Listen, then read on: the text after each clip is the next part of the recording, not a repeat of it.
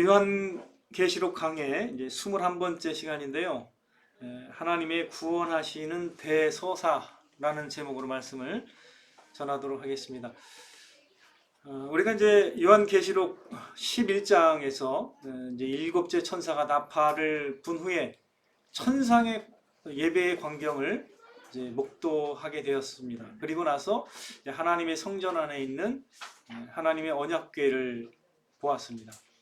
이제 그 후에 이제 이 12장에서는 이제 사도 요한이 여자와 용에 관한 그 환상을 보게 됩니다. 자, 1절에 보시면 하늘에 큰 이적이 보이니 이런 표현이 있는데요.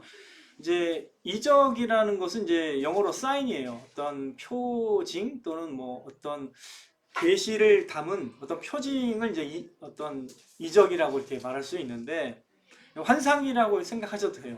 큰 어떤 계시가 나타나는 어떤 환상, 이걸 이제 이적, 사인 이렇게 이제 말할 수 있는 거거든요.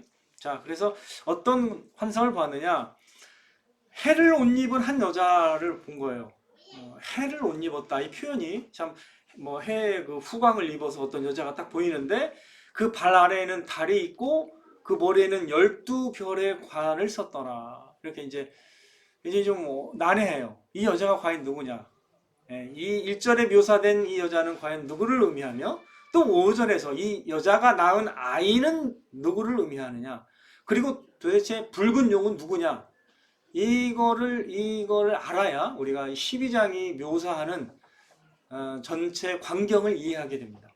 자, 먼저 1절에 이제 묘사된 이 해를 옷 입은 여자, 이 여자를 한번 우리가 이제 살펴봐야 되는데요. 우리가 이제 12, 12라는 숫자에 대해서 우리가 늘 이제 어떤 그게 숫자가 히브리에서는 어떤 상징하는 의미가 있다라고 말씀을 드렸는데, 여러분들 이스라엘이 몇 집 하죠? 12집 하잖아요. 그죠? 예수님의 제자가 몇 제자죠? 12제자잖아요. 그죠? 자, 그러면 여러분이 알고 있는 야곱이 이제 이스라엘이 된 건데, 야곱이 이제 12아들이 있습니다. 그래서 이제 이것은 12관을 썼다라는 건 뭐냐면 이제 이스라엘을 가리켜요. 상징하는 게 이스라엘인데, 이 구약적으로는 이스라엘이고 신약의 표현으로는 이제 교회가 되겠죠.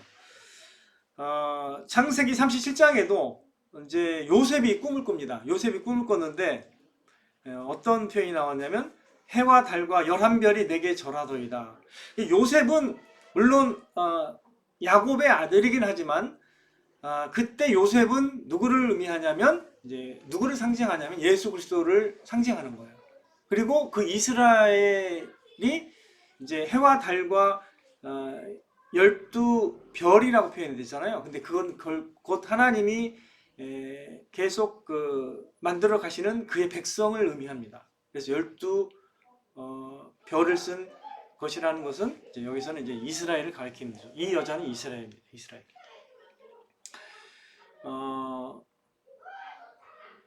자, 2절을 보시면 이제 이 여자가 아이를 베어 해산하게 되매 아파서 애를 쓰며 부르짖더라. 그래서 여자가 이제 아이를 뵌 다음에 이런 어떤 모습을 이제 보여주죠.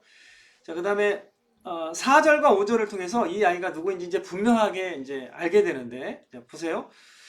4절과 5절. 용이 해산하려는 여자 앞에서 그가 해산하면 이 아이를 삼키고자 하더니, 여자가 아들을 낳으니 이는, 이제 설명이 나오네. 이는 장차 철장으로 만국을 다스릴 남자라. 그 아이를 하나님 앞과 그 보좌 앞으로 올려가더라.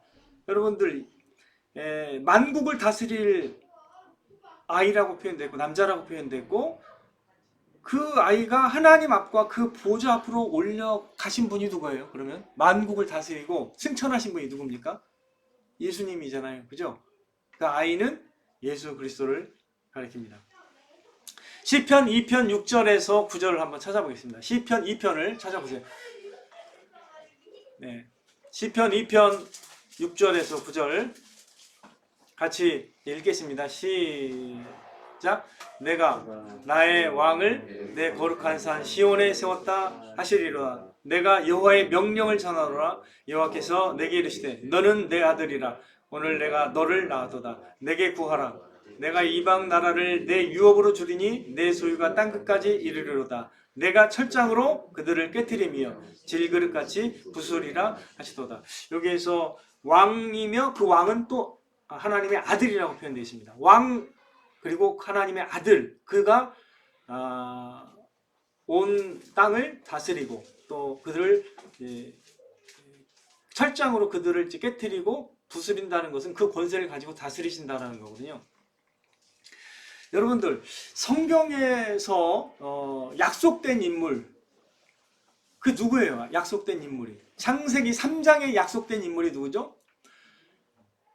여자의 후손이잖아요. 그죠? 여자의 후손은 뭘 말하는 거예요? 여자가 낳을 아이가 있다는 뜻 아니에요. 그죠? 여자의 후손입니다.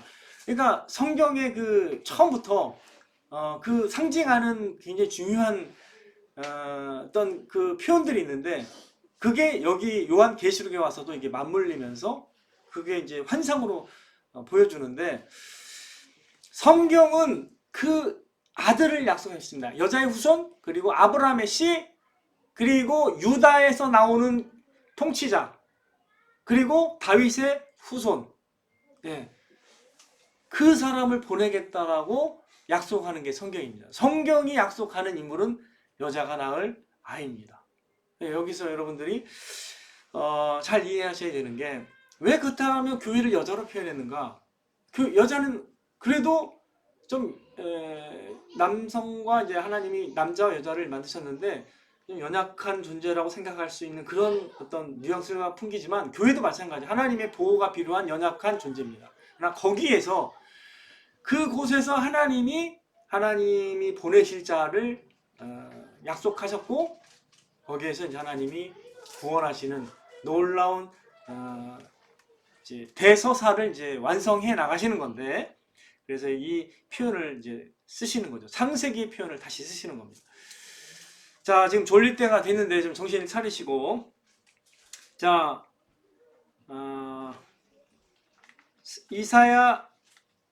이사야에도 보면 한 아기가 났으니 이런 예언이 있죠. 그죠? 그가 또 이새의 뿌리에서 한 싹이 나리니, 이렇게 또 표현도 돼 있죠. 그런 표현들이 다 예수 그리스도를 가리키는 것입니다.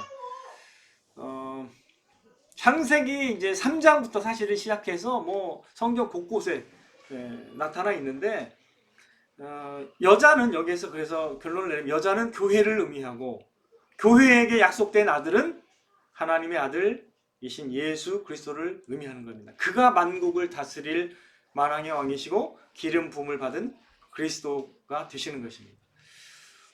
자, 그래서 이제 여자가 누구고 그 아들이 누군가를 우리가 이제 간파를 했습니다. 자, 3절에 보니까 하늘에 또 다른 이적이 보이니 보라, 한 큰 붉은 용이 있어. 머리가 7이요 뿔이 10이라. 그 여러 머리에 7 왕관이 있는데, 자, 붉은 용을 묘사하는데 머리가 7이고 뿔이 10이라고 표현되어 있습니다. 그리고 그 머리에 7 왕관이 있다. 권세가 굉장히 높다라는 걸 의미하는데, 이 붉은 용. 자, 계시록 13장 1절 한 장만 넘기시면 되는데, 자, 한번 넘겨보세요. 여기서는 그 붉은 용이 부리는 또 다른 짐승이 있습니다. 그 짐승을 얘기하는데, 같이 읽어볼게요. 시작. 내가 보니 바다에서 한 짐승이 나오는데 뿔이 10이요 머리가 7이라. 그 뿔에는 10 왕관이 있고 그 머리들엔 신성 모독하는 이름들이 있더라. 이 존재도 사탄을 이렇게 사탄의 모습을 비슷하게 닮아 있는 모습이죠. 그래서 이 붉은 용은 이제 누군지를 이제 여기서 설명하는데, 이미 설명이 나와 있어요. 이거는 요한계시록 12장 9절에 설명이 다 나와 있습니다. 이 붉은 용이 누군지 12장 9절을 한번 볼게요. 시작. 큰 용이 내쫓기니 옛뱀 곧 마귀라고도 하고 사탄이라고도 하며 온천하를 꿰는 자라. 그가 땅으로 내쫓기니 그의 사자들도 그와 함께 내쫓기니라. 그 큰 용이 누군지를 분명하게 여기서는 기술하고 있습니다. 이거 어렵지 않아요. 이미 사도 요한이 이걸 기술을 했어요. 자, 마귀라는 것은 그 헬라어를 번역한 게 마귀고요. 히브리어를 번역한 게 사탄입니다. 같은 그런 건데 사용하는 단어가 달라서 이걸 두 번을 쓰는 거예요. 왜냐하면 이스라엘도 사실은 그 히브리어를 썼지만 나중에 헬라어를 썼기 때문에 나중에 이렇게 그래서 헬라어로 또 성경이 또 나왔기 때문에 이 두 단어가 같이 공존하는 거죠. 그리고 이 창세기에는 뱀으로 표현됩니다. 뱀으로 표현되는데 나중에 그 이사야나 또 다른 곳에 이제 성경 곳곳에 보면은 이제 이 사탄을 용으로도 표현하고 있습니다. 이사야 27장 1절을 한번 찾아볼게요. 중간에 보시면은 이사야 27장 1절. 이사야 27장 1절에도 이제 이 용을 이제 표현하는데 같이 한번 읽어보겠습니다. 이사야 27장 1절 시작. 그날에 여호와께서 그의 견고하고 크고 강한 칼로 날렘 뱀 리워야단 곧 꼬불꼬불한 뱀 리워야단을 벌하시며 바다에 있는 용을 죽이시라. 그러니까 이게 뱀도 표현했고 그 다음에 용이라고 표현했는데 리워야단이라는 또 말을 썼어요. 그래서 굉장히 이런 표현을 썼는데 이게 이제 결국 사탄을 의미하는 그런 표현들입니다. 그 다음에 계시록 20장을 잠깐 넘어가겠습니다. 계시록 20장에도 사탄을 표현할 때 이렇게 또 표현합니다. 계시록 20장 2절 3절 맨 끝이니까 쉽게 찾을 수 있죠. 계시록 20장 2절 3절 시작. 용을 잡으니 곧 옛뱀이요 마귀요 사탄이라. 여기서 정확하게 묘사하고 있죠. 그래서 이 붉은 용이 사탄이라는 것은 여기서 성경에서 곳곳에서 얘기하고 있기 때문에 쉽게 알아챌 수가 있습니다. 자, 그 다음에 4절을 보시면은 4절에 이제 요한계시록 12장 4절로 돌아와서 4절에서 보니까 그 붉은 용의 그 꼬리가 어떻게 하는지 설명하는데 그 꼬리가 하늘의 별 3분의 1을 끌어다가 땅에 던지더라. 이런 표현이 있습니다. 이 사탄의 이 꼬리가 하늘의 별 3분의 1을 끌어다가 땅에 던졌다라는 표현은 이거는 이제 좀 해석이 필요한 표현이죠. 사탄이 그 천사들 중에 3분의 1을 끌어들이는 것으로 해석할 수가 있습니다. 천상의 그 피조물인 그 천사들을 그 3분의 1가량을 자기 편으로 끌어들여가지고 자기를 따르도록 했다라는 것을 암시하는 그 표현이라고 저는 생각해요. 대부분의 신학자들도 그렇게 생각을 하는데 이건 이제 상징적 표현이니까 그 정도로만 해석해도 됩니다. 사탄은 그래서 그 따르는 무리들이 있는 거예요. 그 세력들이 함께 이제 이 땅으로 내쫓김을 받았다라는 거죠. 자, 그 다음에 이제 그 용이 어떻게 하고 있냐면 해산하려는 그 여자 앞에서 그 여자가 그 남자를 해산하면 그 아이를 삼키고자 했다라는 거예요. 그러니까 사탄이 굉장히 하나님께서 이 교회에 약속한 그 메시아를 무너뜨리려고 굉장히 삼키려고 했다라는 것을 여기서 이제 묘사하고 있는 거죠.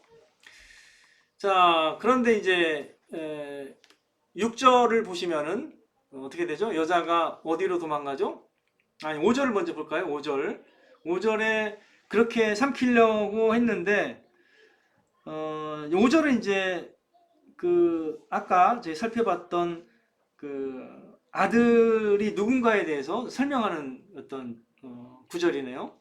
그리고 나서 이제 6절로 넘어가서 그 여자가 광야로 도망하여 거기서 1260일 동안 그를 양육하기 위하여 하나님께서 예비하신 곳이 있더라라고 이제 묘사를 하고 있습니다.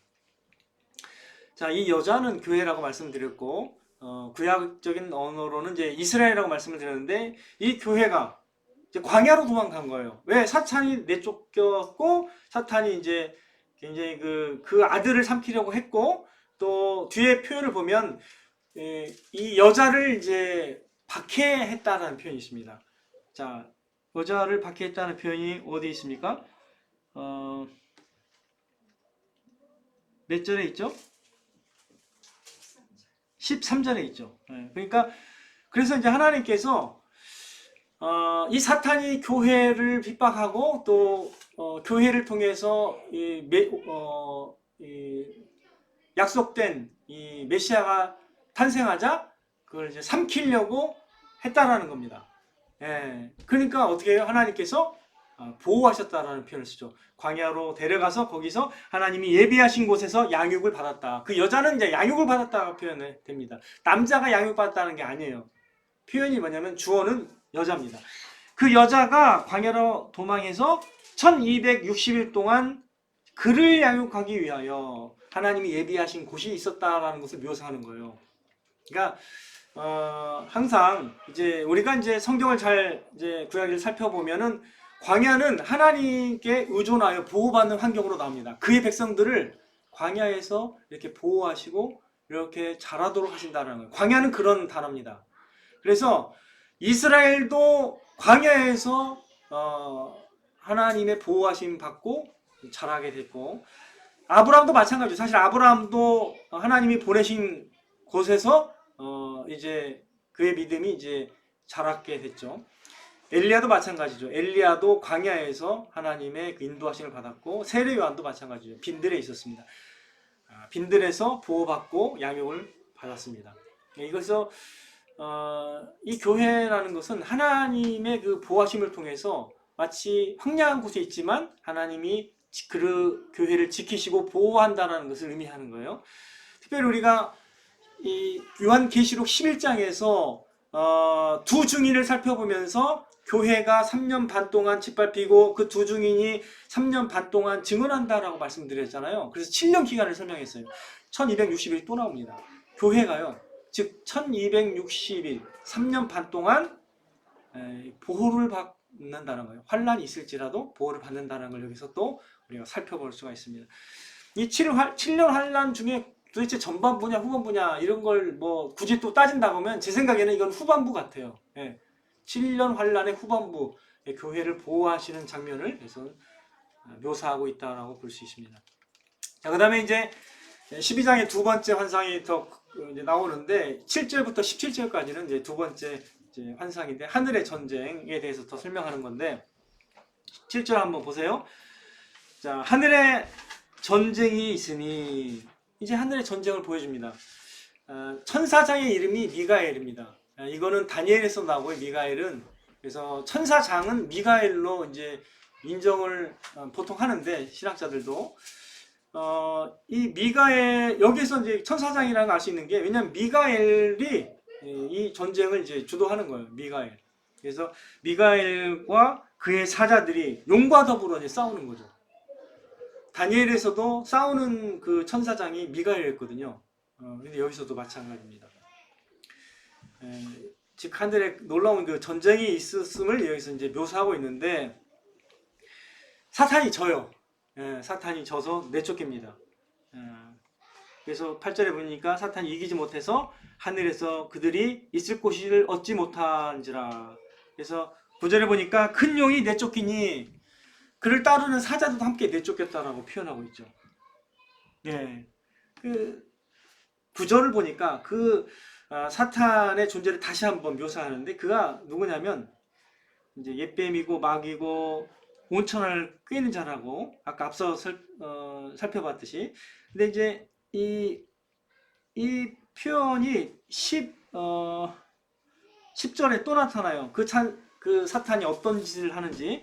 여기 보니까 후반부에 뭐라고 나오죠? 우리 형제들을 참소하던 자, 곧 우리 하나님 앞에서 밤낮 참소하던 자가 쫓겨났고.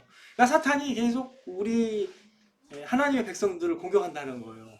하나님이 지으신 창조물, 이들이 진짜 죄 많은 자들 아니냐라고 하면서 계속 하나님이 하신 일을 이제 방해하는 거죠. 그래서 그 하나님이 하시는 일을 모든 걸 방해하고 이렇게 우리를 참소하는 자가 사탄이라는 거예요. 존재가.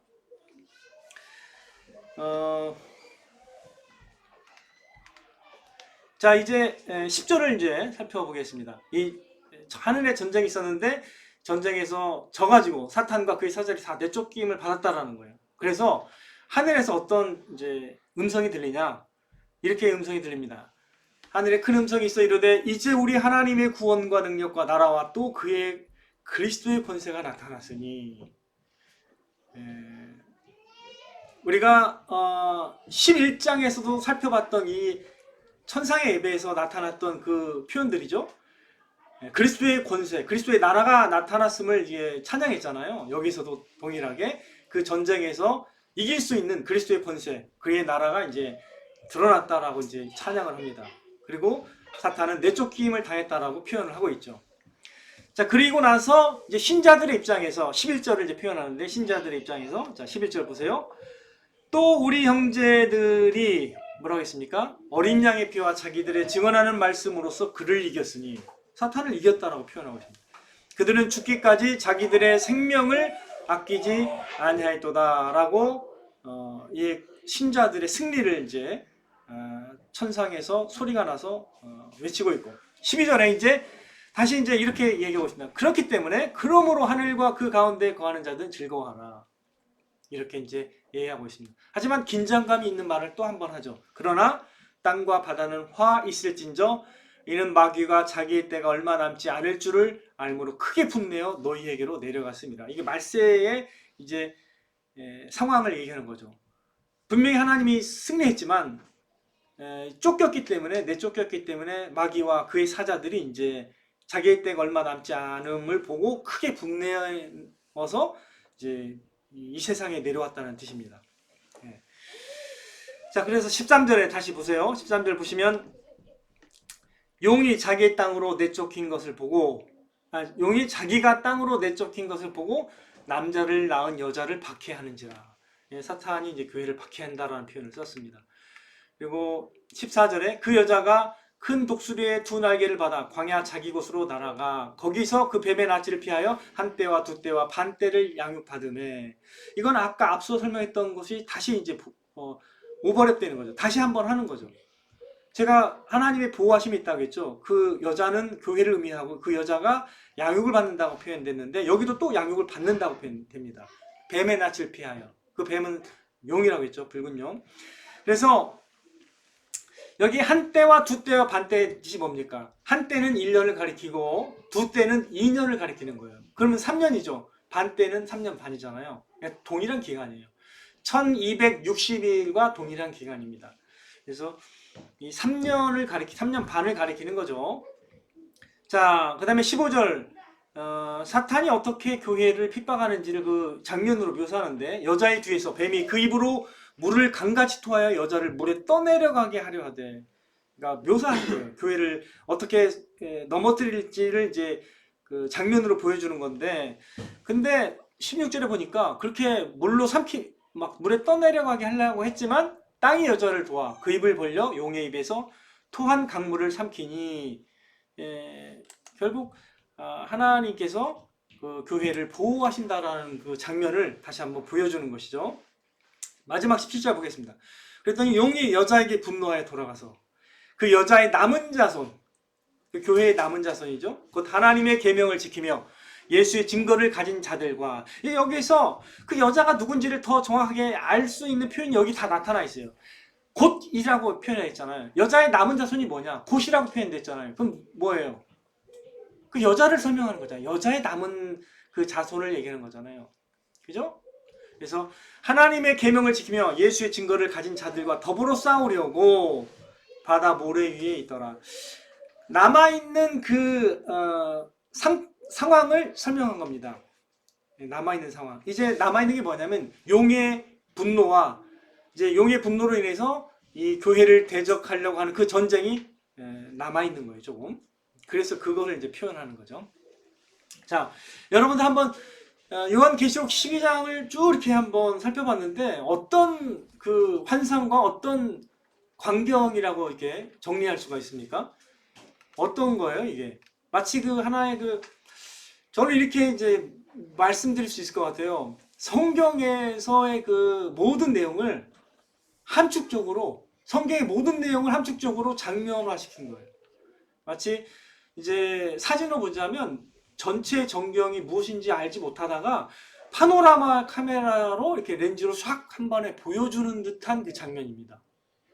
함축적으로 교회를 설명하죠. 즉 여자, 아이, 붉은 용으로 하나의 드라마를 만들어가지고 성경에서 처음부터 이 종말에 관한 얘기를 장면으로 풀어준 거거든요.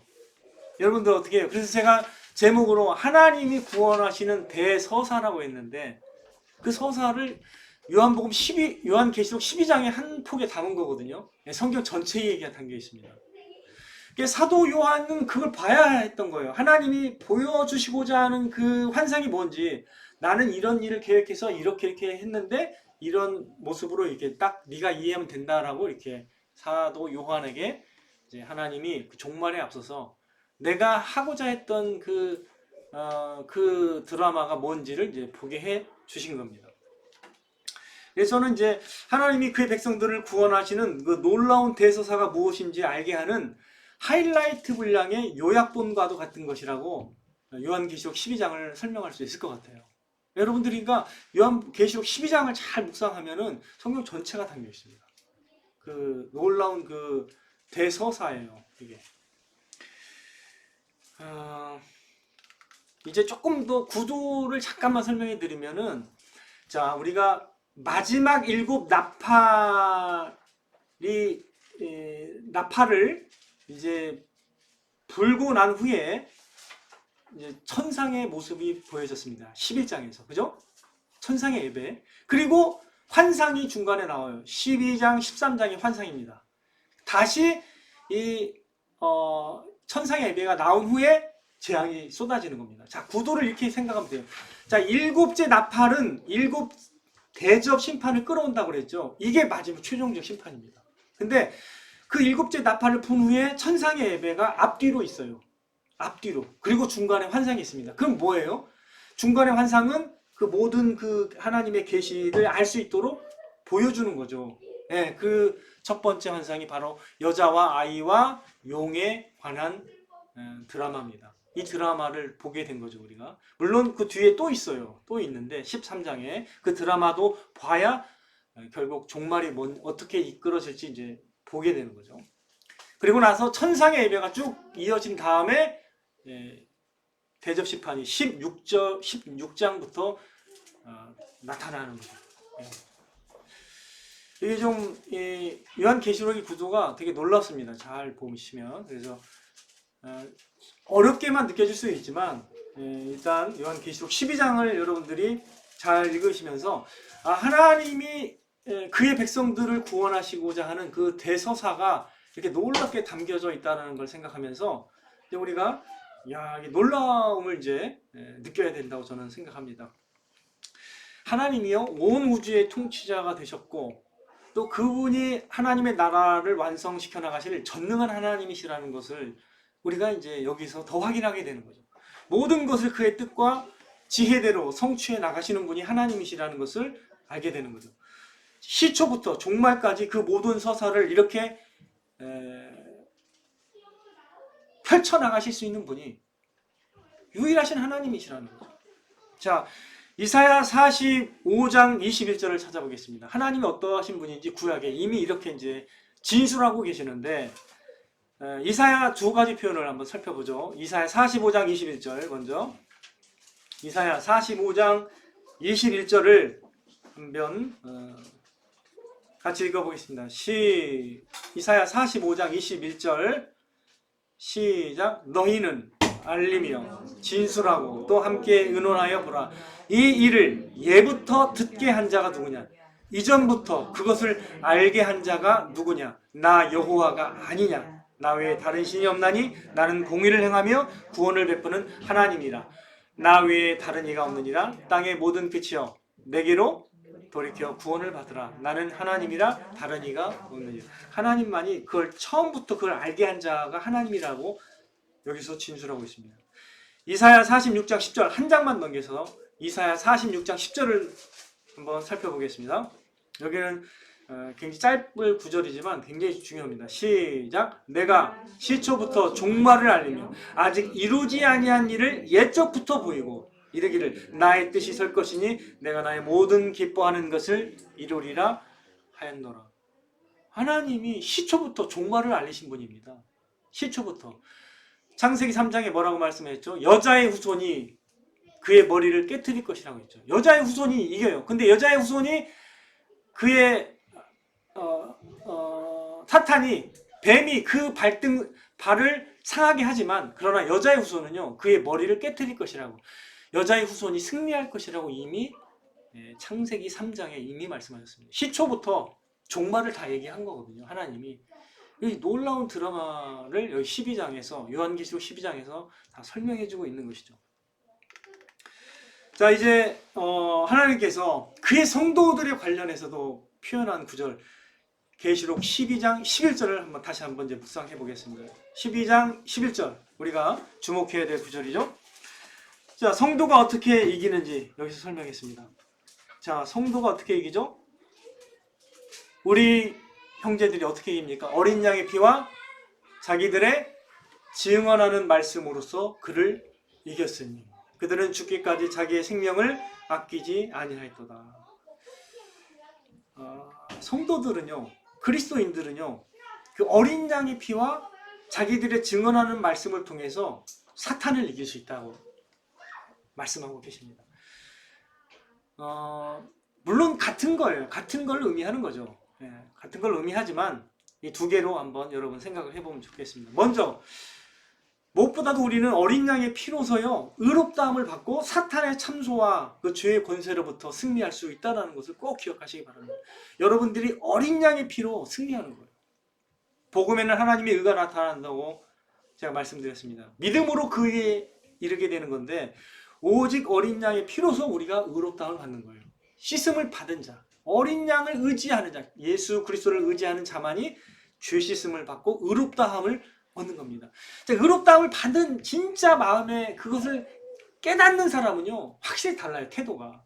근데 그걸 모르는 사람은 항상 우울이 있어요, 얼굴에. 저는 그걸 늘 확인합니다. 진짜로. 진짜 깨달은 사람은 의롭다함이 뭔지를 알아. 근데 그렇지 않은 사람은 잘 몰라요. 그게 뭔지를 몰라, 아직도. 하나님의 법정에서 자신이 정죄받지 않는다는 걸 모르기 때문에 그런 어떤 그 자아에 사로잡혀 있어요. 항상 자기의 상태에. 그런 사람. 그러나 믿음 있는 사람은 거기서 벗어납니다. 여러분들. 그 비밀을 알아야 돼요. 어린 양의 피가 여러분들을 의롭다 한다는 걸 꼭 기억하시기 바랍니다. 오직 어린 양의 피로 씻은 자만이 하나님 앞에 담대하게 나갈 수 있다는 걸 기억하시고 그 사람만이 하나님의 의를 소유하게 된다는 것. 그래서 로마서 8장 1절에는 그러므로 예수 그리스도 안에 있는 자는 결코 정죄함이 없다라고 선언하고 있는 거예요. 절대 정죄함이 없어요. 하나님께서도 정죄하지 않아요, 우리를. 사탄이 정죄할지 모르지만 성공하지 못합니다. 하나님 앞에서 우리는 정죄함이 없습니다. 그 누구도 대적하지 못한다고 로마서 8장에서 얘기했잖아요. 하나님이 우리를 위하시면 누가 우리를 정죄하리요? 누가 우리를 대적하리요? 이게 로마서 8장의 메시지 아니에요. 자, 요한일서 5장을 살펴보겠습니다. 요한일서, 요한계시록 좀 앞에 있으니까요. 요한일서 5장 4절 5절. 요한일서 5장 4절 5절. 우리가 어떻게 이기는가? 어떻게 우리가 최종적 승리를 확보하는가? 요한일서 5장 4절 5절 같이 읽겠습니다. 요한일서 5장 4절 5절 시작. 무릇 하나님께로부터 난 자마다 세상을 이기느니라. 세상을 이기는 승리는 이것이니 우리의 믿음이니라.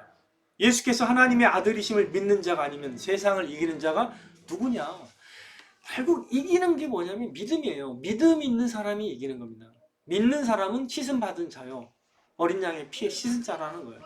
그래서 그 후반부에 나오는 자기들의 증언하는 말씀으로써 그를 이겼다는 표현도 똑같은 거예요. 우리가 믿는 바를 증언하는 거잖아요. 그죠? 우리가 믿는 바를 증언하는 건데 그 증언하는 말씀이 뭐예요? 예수 그리스도의 보혈의 피로서 우리가 의롭다함을 받는다는 복음입니다. 복음이 우리를 거듭나게 하는 것이고 그 은혜의 말씀이 우리를 든든히 세우는 것이고 항상 그게 우리를 세운다라고 내가 늘 말씀드리잖아요. 복음의 말씀의 핵심이 어린 양의 피고 그게 믿음의 말씀입니다. 자, 우리가 증언하는 그 말씀으로 능히 이기고 구원받는다는 것도 여러분 꼭 기억하셔야 됩니다.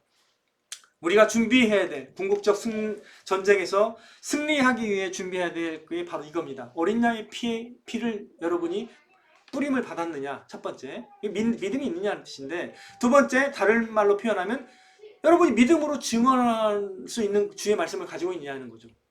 증언할 수 있는 주의 말씀을 분명히 믿고 있느냐 이거죠. 자, 두 번째에 관해서만 제가 좀 설명을 드릴게요. 왜 두 번째 말씀이 있느냐면 칭의의 믿음도 중요합니다. 칭의의 믿음이 있으면 구원받아요. 하지만 칭의의 믿음만 있고 증언하는 그 믿음이 없으면 활력이 줄어들고 살아있는 믿음을 못 느껴요. 본인은 구원받는다고 말할 수 있는데 그 믿음이 점점 유약해집니다. 칭의의 믿음이 있어도. 그래서 증언하는 믿음이 중요한데요. 계속 살아있게 하며 자신의 믿음을 확증하는 단계로 인도하는 게 뭐냐면 증언하는 믿음입니다. 제가 이런 표현을 썼어요. 증언하는 믿음이라는 거. 그게 되게 중요해요. 나는 믿고 있는 걸 증언하는 믿음을 갖고 있는가 아니면 그냥 가만히 있는 믿음의 소유자인가, 이걸 구별하셔야 돼요. 증언하는 믿음으로서 이기는 건데, 근데 증언하는 자는 확실하게 증언하는 믿음을 가졌다라는 그렇게 분별할 수 있는 그 기준이 뒤에 나옵니다. 자기 생명을 조금도 아끼지 않는 정도의 수준이 되어야 된다. 믿음과 자기 목숨을 바꿀 수 있어요, 없어요? 바꾸면 안 되지. 예를 들면 내가 믿음은 같지만 난 목숨은 버리진 않겠다. 그러면 그 믿음이 없는 거예요. 성경은 그렇게 봅니다. 그래서 자기 생명을 아끼지 않을 정도로 믿는 사람이 승리하는 거예요. 자, 이렇게 표현할 수 있습니다. 자기의 생명을 아끼지 않는 믿음을 우리는 행함이 있는 믿음 또는 사랑함이 있는 믿음이라고 표현할 수도 있어요. 자, 성경에서는요, 입술의 고백만으로 구원을 받는 것이 아니라고 얘기하고 있습니다. 즉 사랑함이 없고 행함이 없는 믿음은 죽은 믿음이라고 성경은 얘기하고 있는데, 그 사랑함이 있고 진짜 행함이 있는 믿음은요, 어떤 믿음이에요? 자기 생명을 아끼지 않고 주님을 위해서 증언할 수 있는 사람이라는 거죠. 여러분 꼭 그러한 의미로 받아들이시면 됩니다. 이게 어려운 믿음은 아니고요, 누구나 참된 성도들은 가질 수 있는 믿음입니다. 믿음으로 담대하게 주의 재림을 준비하는 영혼들은 그 증언하면서 자기도 죽을 수 있다라고 알고 있는 거예요. 내가 죽더라도 난 증언한다. 예, 죽는 순간에 만약에 너 예수님 안 믿는다라고 하면 내가 너 살려주겠다 하면 여러분들 어때? 그때 어떻게 그 위기를 벗어나기 위해서 믿음이 없다라고 말할 거예요? 증언하지 않을 겁니까? 그렇지 않는다는 거예요. 그거는 거짓일 뿐이라는 거죠. 그러니까 여러분들 꼭 기억하세요. 믿음은 죽기까지 나를 증언하는 거예요. 예수님을 증언하는 믿음이 되어야 된다는 거예요. 여러분들이 그와 같이 담대하게 주님을 증언하면서 주의 재림을 준비하는 그런 은혜가 있기를 주의 이름으로 축원을 드립니다.